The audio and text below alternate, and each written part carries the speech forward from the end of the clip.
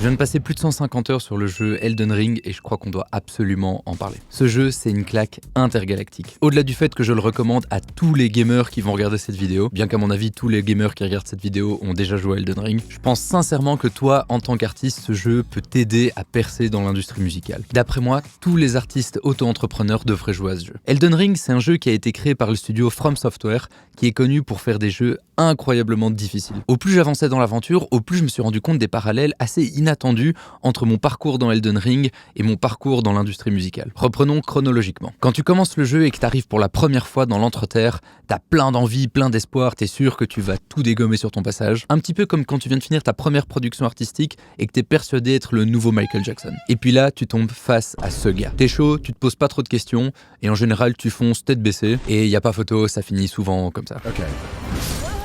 What? How much longer? What? No! No!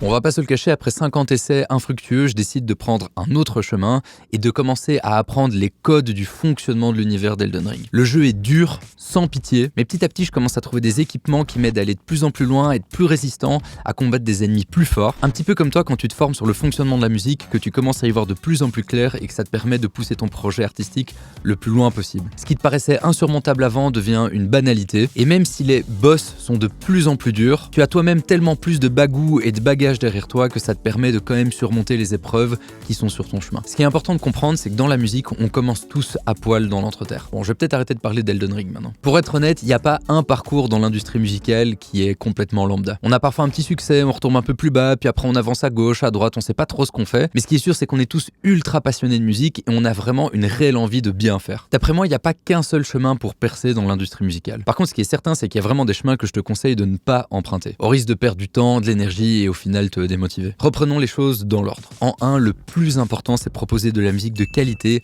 en audio, en live et créer un univers fort et cohérent. Créer de la musique de qualité en audio, ça passe par 5 étapes clés. Il y a la composition, l'écriture des paroles, la production artistique, le mix et ensuite le mastering. Identifie dans ces 5 casquettes lesquelles où tu es le plus fort, continue à te former dans les points où tu te sens le plus à l'aise et pour les autres, n'hésite pas à déléguer. Si t'es un bon auteur-compositeur mais que tes prods artistiques ne se hissent pas au standard de ce qui se fait de mieux à l'heure actuelle, le mieux à faire c'est de réellement trouver un producteur artistique externe à ton projet qui va pouvoir apporter cette prod au niveau de qualité souhaité. Une fois que t'as 5, 10, 15 morceaux qui sont prêts, il est temps de monter un show live qui se hisse au même niveau de qualité que ce que t'as fait en audio. Pour ça, il faut déjà répéter, faire en sorte que ton live sonne aussi bien que ton audio, et ensuite éventuellement travailler avec un coach scénique pour votre disposition sur scène, avoir un ingénieur lumière pour pouvoir avoir un show light mémorable, et puis travailler tous les détails comme les interactions avec tes musiciens, tes musiciennes, le public, etc., etc. Pour créer un univers fort et cohérent, je suis en train de te préparer un prochain épisode sur ce sujet précis. Ce que les jeux vidéo et Elden Ring m'ont le plus appris, c'est vraiment la persévérance. Un peu comme dans la musique, si tu fais un single que tu sors et que ça marche pas et que t'arrêtes, forcément, ta probabilité de te créer une carrière dans la musique est relativement réduite. Par contre, si t'avances par essai-erreur, qu'à chaque fois que tu sors un single, t'essayes de t'améliorer dans tous les points que je t'ai détaillés ici, ton projet ne pourra avancer que dans le bon sens. C'était Boris de mon manager de poche, oublie pas de laisser un petit commentaire avec tes questions, j'essaierai d'y répondre dans une prochaine vidéo. J'ai créé une newsletter où je te donne un maximum de tips sur comment percer dans l'industrie musicale tous les dimanches. Je te mets un lien dans la bio ci-dessous. Joue aux jeux vidéo, fais de la musique et on se voit au prochain épisode. Bye.